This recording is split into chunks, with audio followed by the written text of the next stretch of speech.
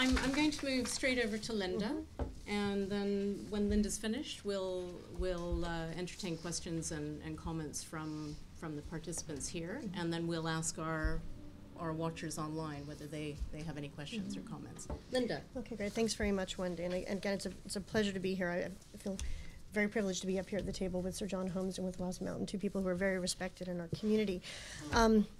And I'll try to, I think most of you will already have sensed sort of a thread coming through the presentations, and I'll try to kind of emphasize some of those things and add maybe a few others from an operational implementational perspective. And just a reminder for everyone, the Haiti earthquake was a huge disaster, a mega disaster. Our community deals with dozens of disasters every year, but this is a really, really big one. And so we have to, when we're reflecting on our lessons learned, we have to remember that this is a little bit out of the ordinary.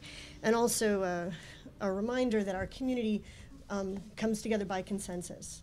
And so we're not a community that it gets direction and does what it's told. Because we're all independent actors, we come together and basically agree that we're going to coordinate with one another, but people do it to varying degrees. And I think that's something that's important to note. I think that's something that, particularly when we're working with our military counterparts, they find that very confusing and off-putting because they're used to giving orders and having them followed and not having to try to bring people together and convince them that this is the right way to move forward. And again, in the cluster meetings, that was also a big challenge.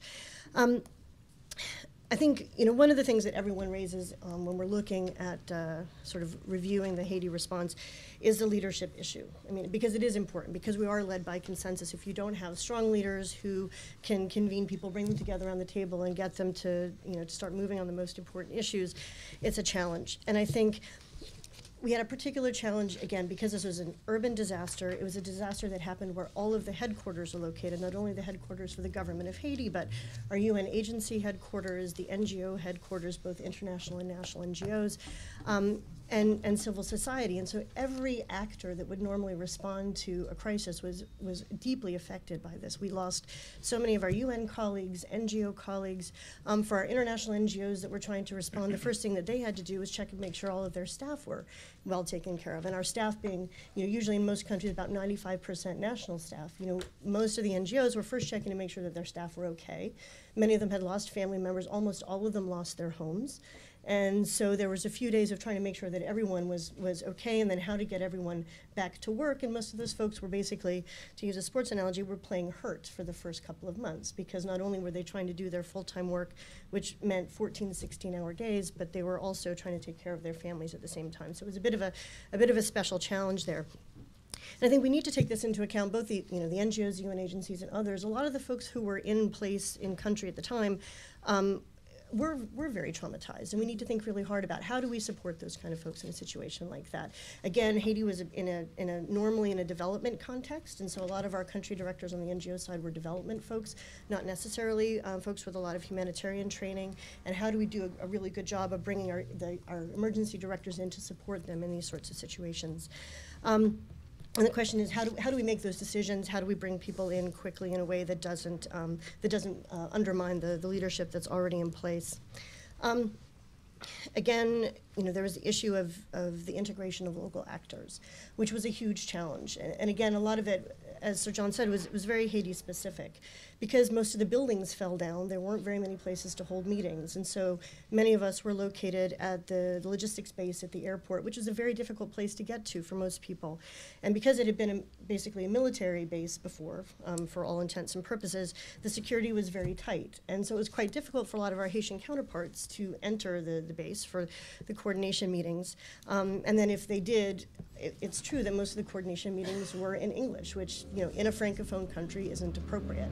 And there was a lot of discussion about how to deal with that, but it wasn't dealt with effectively quickly in a way that we could have the government of Haiti, our senior national staff, and others attending the meetings.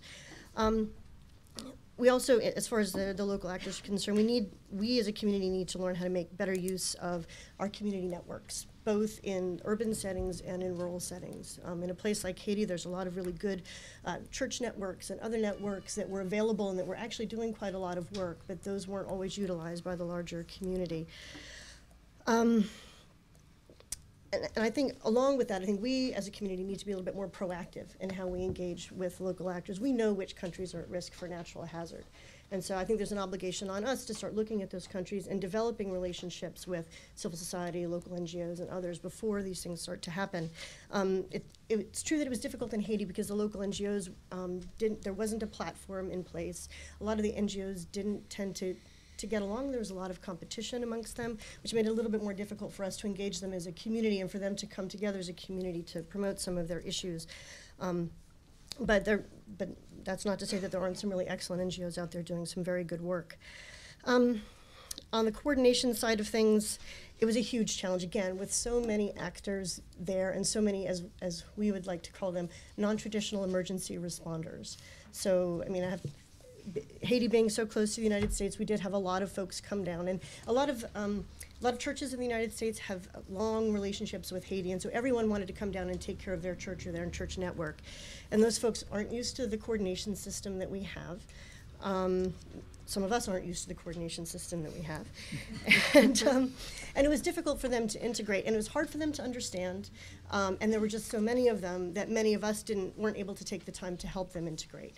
And this goes back to Ross's point about 200 or 400 people in a meeting. It's true that the health cluster would often have 200 people under a tent, right, because there's no buildings, trying to figure out what we're going to do in health. And I think we need to really question if that's the best way for us to coordinate and for us to sort of be strategic about things. I think the shelter cluster did something which seemed quite innovative to me at the time, which is that they had a small group of about 10 to 12 experts who were basically the strategic advisory group.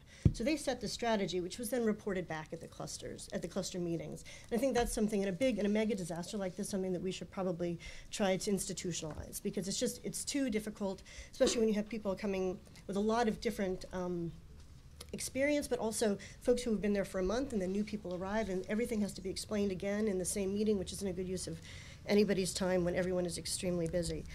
So that might be something to think about.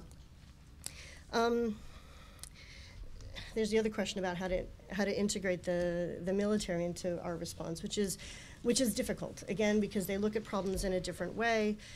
There are some things that they can be very supportive on. I mean, logistics would be the obvious one.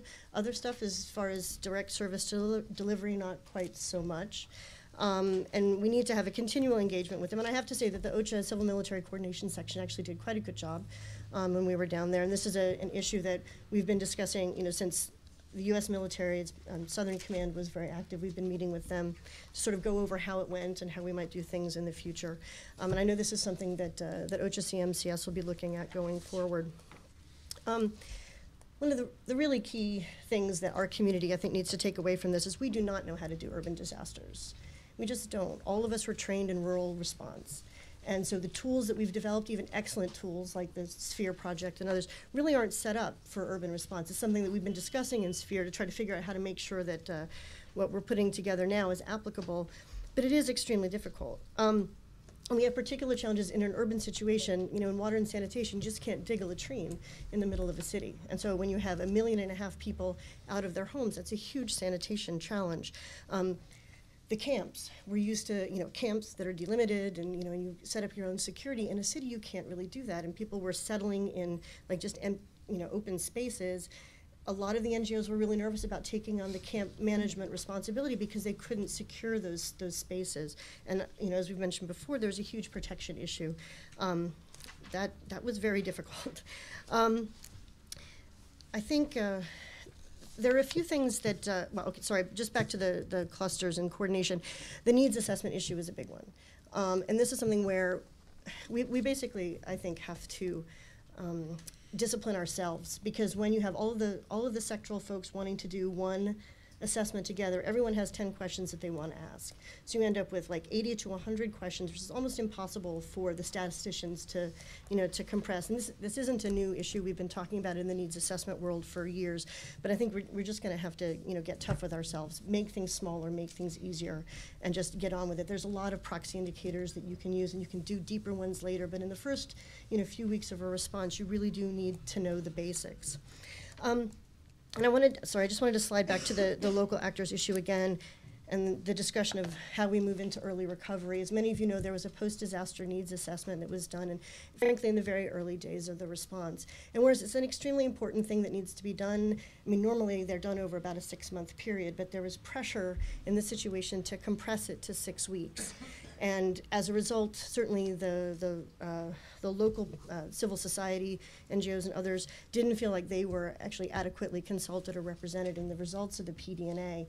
And I think the government of Haiti was being strategic by asking it to be compressed because they wanted to make sure it got out while the media cycle was still paying attention.